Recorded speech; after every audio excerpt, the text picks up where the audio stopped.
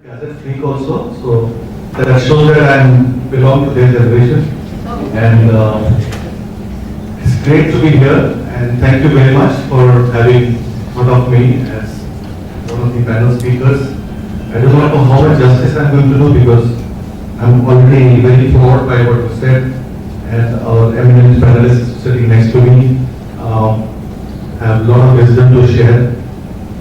And I would like to thank Dr. Amit for having invited me and to this wonderful city called Chandigarh. And I'm extremely pleased to be here from Delhi and would be privileged to share a couple of things in a time. Is it okay?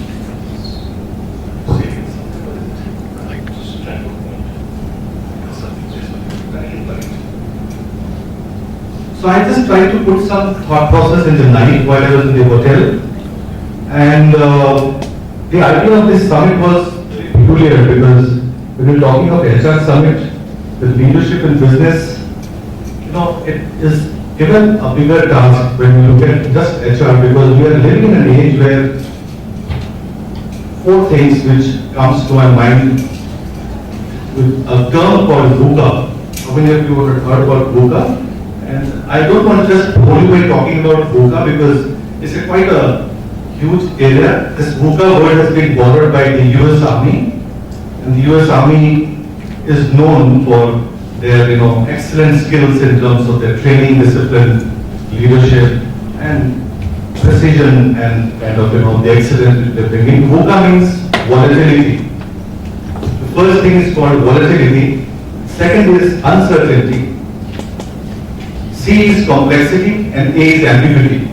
So this is what we are experiencing, and if you just look at the entire world is actually speaking about this thing called VUCA. So VUCA, in a very uncertain environment, how leaders or how businesses or the organizations need to perform and how they need to excel. Because today it is not just survival. You have to be actually competing, you have to be better every day to compete with the rest of the world and create an ecosystem which is absolutely inclusive and serves the world in all its, in the entire form. So I just wanted to quickly take you through a couple of slides. Is it okay? Okay. Because then we'll go a little bit more structured. And where I have done a little bit of research in terms of, we collaborated with Deloitte, KPMG as well as Accenture to put some thought perspective both from the industry as well as from the industry bodies. And when I was talking to Dr. Amit, I was very little scared because I generally don't speak for 5, 10, 30 minutes. I love to speak for about not less than 90 minutes. So if I do that here, I am going to be thrown out. And because I generally do keynote speeches because general gyan and general knowledge, for me, it's okay, but I think we need to really be very clear about what we're going to take back when we go and what we're going to really implement, as our dear friend said. Just if you know, to do it. So this is a very interesting slide, very, very hazy, very, very difficult to understand what's happening. Because this is the world which is world of, can you see this slide? You have everything here, LinkedIn to Google's to YouTube's to everything. It's very fascinating to see the world which is so interconnected. And in an interconnected world, you have to really find out your space and find out your niche and find out your areas of opportunity. And also look at what you are capable of doing and what kind of opportunities you are able to seize in a very, very, this is just to, what we say, this is a teaser. So I just started with this. There is much beyond that. So in a world where we are looking at, suppose we are into Gyan Jyoti and this institution is known for education and management, I personally see one of the greatest things which is required in this world is education.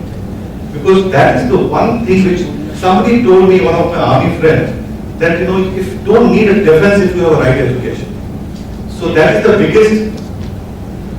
biggest tool for creating prosperity, harmony and peace in the country. But we still need defense. because we live in a complex world and everybody is fighting for their own survival and competitiveness. And now when I'm looking at competitiveness, we have to be prepared much more than earlier because the realities of the current day is different than the realities of the yesterday because of the change in technology, change in thought process, opening up the economy, power shift happening around the world. I have traveled with the Prime Minister of the country, also the President of India of the country, to many countries and represented India in many forums, and met dozens of presidents around the world and chaired some of these sessions.